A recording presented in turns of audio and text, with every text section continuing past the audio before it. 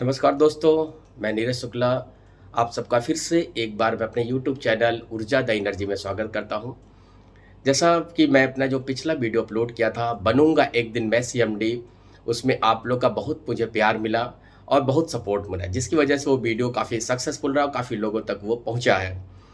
जैसा कि आपको आज मेरी वेशभूषा से पता चल रहा होगा, और मैं अपने पिछले वीडियो में भी आप लोग को ये बताया था कि जो मैं अगला वीडियो लोड करूँगा वो हमारे भगवान श्री राम और भ्राता भरित भरत जी के चरित्र के ऊपर निर्भर है।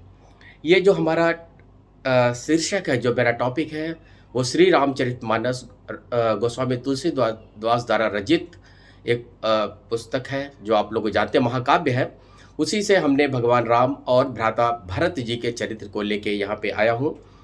जैसा मैंने आप सभी ने कथाओं में सुना होगा, बहुत बहुत विद्वान के मुख से सुना होगा, और ऐसा मुझे नहीं लगता कि कोई भी भगवान राम और भरत की चरित्र को व्यथा कर सकता है, जो उसको गा सकता है, उसको सुना सकता है, कथा को सुना सकता है, क्योंकि वो तो एक ऐसी कथा, एक ऐसे चरित्र है जो कि अनंत काल से चले आ रहे हैं और चलते रहेंगे, उनको कोई भी समझ नहीं सकता।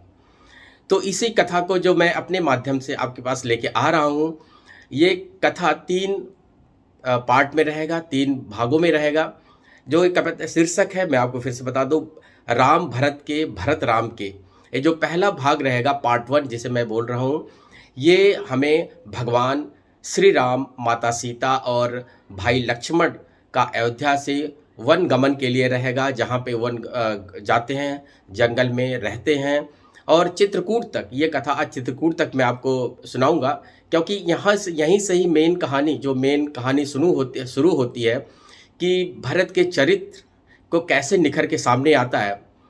चलिए मैं शुरू करता हूँ। पहले मैं गणपति भगवान का नाम लेता हूँ। ओम गम गणपतये नमः। वक्रतुंड महाकाय सूर्यकोटि समप्रभ निर्विघ्नं कुरु मे देव सर्वकार्येषु सर्वदा। भगवान गणेश से प्रार्थना है कि यदि हमसे ये कथा कहने में और कहीं त्रुटि होती है तो भगवान से मैं क्षमा मांगता हूँ, आप सबसे भी क्षमा मांगता हूँ। और मेरा उद्देश्य ऐसा नहीं है कि किसी को कष्ट पहुँचाना। तो इसमें जो कभी कुछ बीच बीच में मैं चौपाइयाँ तो रामचरितमानस से ली हुई है। और चलिए मैं शुरू करता हूँ उनके चरित्र की।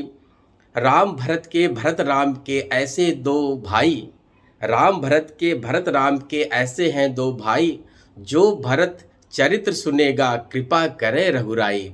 जो भरत जी के चरित्र को सुनेगा, वो रघुराई भगवान श्री राम उसको जरूर आशीर्वाद देंगे। चलिए मैं ये कथा की शुरुआत करता हूँ। इसमें अयोध्या कांड का जो पहला चौपाई है, भगवान राम चारों भाई शादी होकर जब अयोध्या आते हैं, तो उसमें सब बैठे रहते हैं, और उसके बाद सब के राजा महाराजा दशरथ के साथ कहते हैं कि सबके उर अभिलाष हो सक कहीं मनाए महेश, आप अछत युवराज पद रामे देव नरेश। सभी जो बैठे हुए हैं, सभी गुरु बैठे हुए हैं वहाँ पे, और सब लोगों ने बोला कि भाई अभी आपका जो जाना है महाराजा दशरथ, अब भगवान राम को अब राजा घोषित कीजिए, क्योंकि बहुत साल हो गए हैं, अब भगवान राम को राजा बनाइए। जब राम भगवान ये सुनते हैं कि भाई मुझे राजा बनना है, तो वो कई दिनों तक सो नहीं पाते हैं। तो सो नहीं पाते हैं क्योंकि उनको लगता है कि भाई जिस उद्देश्य से हमारा जन्म हुआ है पृथ्वी पे कल्याण करने के लिए, वो फिर कैसे सफल होगा। मैं राजा बन जाऊंगा तो फिर क्या होगा। फिर भगवान नारायण ने अपनी माया को लाते हैं सामने, माया को फैलाते हैं अपने, और फिर उसमें मंथरा का, फिर कैकेयी माँ का रोल आता है, और फिर ये सब कहानी शुरू होती है। क्योंकि ये पहले ही कहानी लिखी जा चुकी थी, क्योंकि जब राजा दशरथ ने माँ कैकेयी को ये वचन दिया था कि रघुकुल रीत सदा चली आई, और प्राण जाय पर वचन न जाई। तो वो वचन, अब ऐसा वचन आ गया है कि माँ मंथरा जो इस रोल में है, माया के रोल में आ जाती हैं, और कैकेयी माता को बोलती हैं कि अरे राम को भरत राजगद्दी मिल जाएगा, भरत क्या करेगा। तब ये सब कहानी होते होते अपने 2 वर मांग लेती हैं। कि पहला वो वर मांगते हैं जो राजा दशरथ थे, वो कहते हैं कि पहले मुझे भरत को राजगद्दी चाहिए, और दूसरा वर उनका रहता है कि राम को 14 वर्ष का वनवास, वो भी वन के वेशभूषा में, एकदम जो सन्यासी रूप में रहता उस रूप में जाना है उन्हें। भाइयों, मैं एक जस्ट आपको यहाँ पे एक कहानी बता देना चाहता हूँ कि जो माँ कैकेयी हैं, वो भगवान राम के ही कहने से उन्होंने ऐसा वर मांगा था। क्योंकि बचपन में एक बार जब भगवान राम, चारों भाई माँ कैकेयी के घर में ही सब रहते थे, खेलते थे, तो राम भरत भगवान राम सामने से पीछे से जाते हैं और माता कैकेयी की आंखों को बंद कर लेते हैं और पूछते हैं कि माँ मैं कौन हूँ। तो कैकेयी माँ सोचते हैं कि राम तो ऐसा हो ही नहीं सकता, राम तो ऐसा कुछ करता ही नहीं है, तो उन्होंने कहा भरत भी नहीं हो सकता। तो उन्होंने सोचा कि लक्ष्मण और शत्रुघ्न थोड़ा ज़्यादा शरारती रहते हैं, तो उन्होंने बोला कि लक्ष्मण हो आप। तो भगवान राम कहे नहीं माँ, आप हार गई हो और मैं जीत गया हूँ। तो माँ को एक तरफ से खुशी होती है, अरे आज तो मैं, मेरा बच्चा जीत गया मुझसे। तो माँ इतनी खुशी हो जाती है, कुछ नहीं कहते कि बेटा राम तुम मांग लो, जो इच्छा हो मांग लो आज मुझसे। तो भगवान राम कहते हैं कि माँ मैं जो मांगूंगा वो दोगी आप। तो माँ कहती है कि बेटा जरूर मैं दूंगी, प्राण मैं दे सकती हूँ तुम्हें, तो क्या नहीं दे सकती मैं। तो भगवान राम बोलते हैं कि नहीं माँ, आपका प्राण नहीं चाहिए मुझे, वो मुझे नहीं चाहिए, लेकिन माँ ऐसा चीज़ मैं आपसे मांगूंगा कि लोग आप जीते जी मरे हुए महसूस करेंगी, आपको लोग कोई तिरस्कार दृष्टि से देखेगा, बड़ी अभागन दृष्टि से देखेगा। और माँ ऐसा सोच के आंखों में माँ के भी आंसू भर आया और राम भगवान के भी आंखों में आंसू भर आया कि भाई अभी क्या राम मुझसे मांगने जा रहा है और मैं क्या उसको दे सकती हूँ। क्योंकि माँ उस समय अपना हृदय इतना कठोर कर चुकी है कि यदि राम के हित में अपने मांग रहा है तो सब जितने भी हमें लोग बोलेंगे, लोग कटु वचन बोलेंगे, अपमानित करेंगे, एक बुरी दृष्टि से मुझे देखेंगे, कुमाता भी बोल सकते हैं मुझे, सब मैं सहने के लिए तैयार हूँ राम, बस तुम मांग लो क्या चाहिए तुम्हें। भगवान राम एकदम भरी हुई आंखों से माँ कैकेयी से मांगते हैं कि माँ जब मुझे कभी राजगद्दी दिया जाएगा तो आप मेरे लिए वन मांग लीजिएगा, आप मेरे लिए वन मांग लीजिएगा, राजगद्दी मत दीजिएगा। और उसके बाद माँ कैकेयी और राम भरत सारों लोग से मिलके इतना रोती है छोटे में, लेकिन सब फिर भगवान माया को खींच लेते हैं, फिर से कहानी वही शुरू होती है। और उसके बाद जब बड़े होते हैं भगवान, और ये सब कहानियाँ जब धीरे धीरे सब कहानियाँ होती रहती है, लोग सब कहानियों को भूलने लगते हैं, तब वो कहानी आती है कि जब राजा दशरथ को बोला जाता है कि आप भगवान राम को अब राजगद्दी दे दीजिए। तब उसी समय भगवान राम कैकेयी के माता के पास जाते हैं, बोलते हैं माँ वो समय आ गया है, अब आप मांग लीजिए वो वरदान। तो माँ कैकेयी फिर वो कोप भवन में जाती हैं और राजा दशरथ से अपने 2 वरदान मांग लेती हैं। फिर ये सब वरदान होने के बाद राम तैयार होके सन्यासी वेशभूषा में तैयार हो जाते हैं और माँ सीता भी आ जाते हैं कि मुझे भी आपके साथ चलना है। तो सीता माता कहती है कि भाई राम, मैं तो आपकी अर्धांगिनी हूँ, आप जहाँ रहेंगे मैं भी आपके साथ रहूँगी। तो माता का आशीर्वाद लेके भगवान राम और सीता तैयार हो जाते हैं जाने के लिए वन के लिए। तो जब ये बात सुनते हैं भ्राता लक्ष्मण, तो दौड़ के आते हैं, करे भैया आप, मैं तो आपका सेवक हूँ, मुझे आप कैसे लेके छोड़ के जा रहे हैं। तो भगवान राम बोलते हैं कि जाइए अपने माता जी से पूछ ले। कहा तो आप ही तो मेरे सब कुछ हैं, तो मैं किससे पूछ लूँ। तो कहते हैं नहीं, अपने माता जी से जरूर जाके पूछे। तो वो जाते हैं, माँ सुमित्रा से पूछते हैं।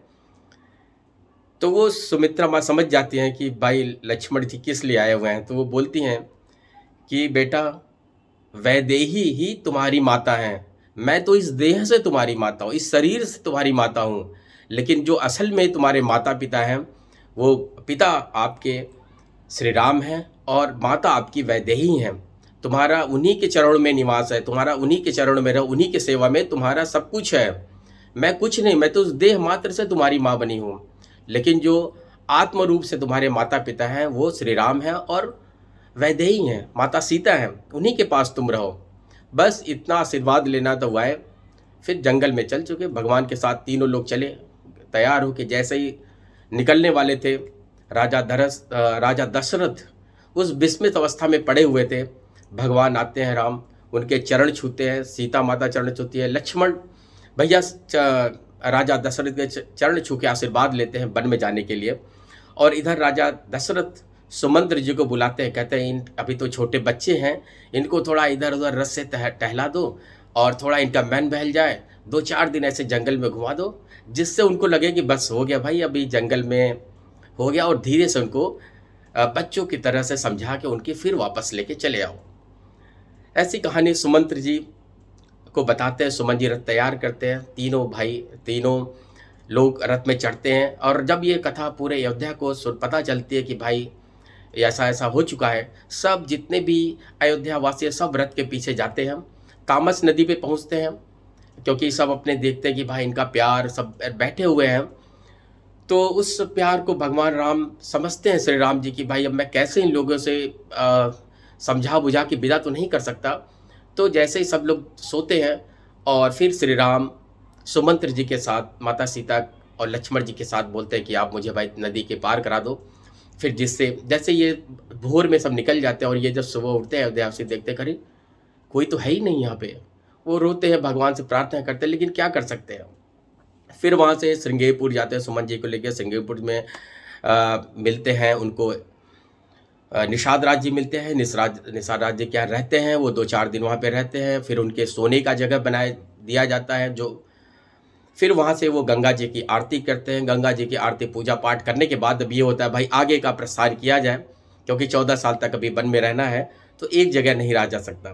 फिर उसके बाद वो गंगा जी क्रॉस करते हैं, क्योंकि उसमें केवट होता है। केवट आता है तो वो बताता है कि प्रभु, जब बोलते हैं कि केवट मुझे नदी पार गंगा जी पार करना है, तो केवट कहता है नहीं प्रभु, मैं तो नहीं आ सकता अपनी नौका लेके, मरम तुम्हार मोर में जाना।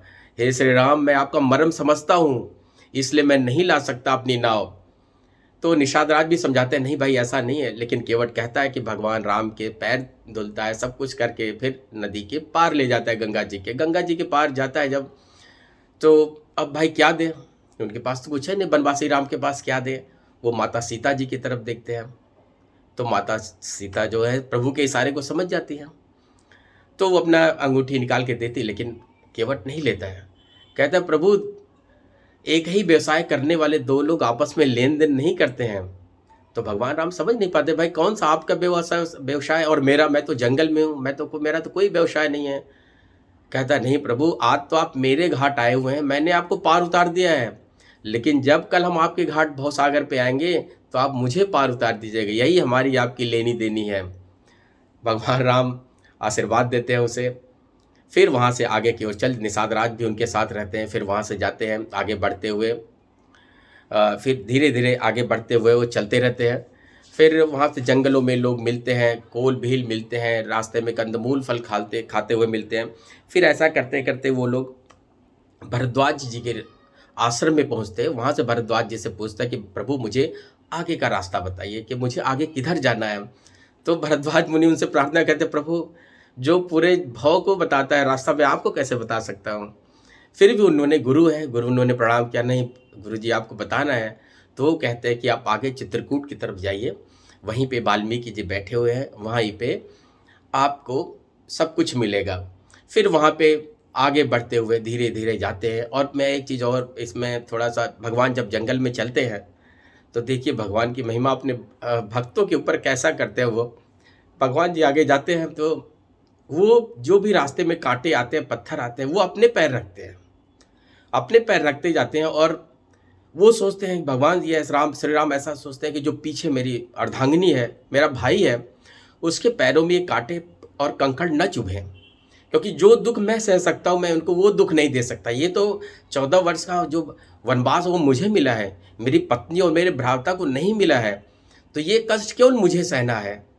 और जाते हैं, और जब ऐसे कांटों पे पैर रख के जाते हैं तो माँ सीता पीछे रहती हैं, कहती अरे ये प्रभु के पैर पे तो मैं अपना पैर रख ही नहीं सकती हो, जो इतने बड़े हैं, जो इतने कष्ट सह रहे हैं, मैं उनके ऊपर पैर के ऊपर पैर रखना मेरे लिए अपमान की बात है।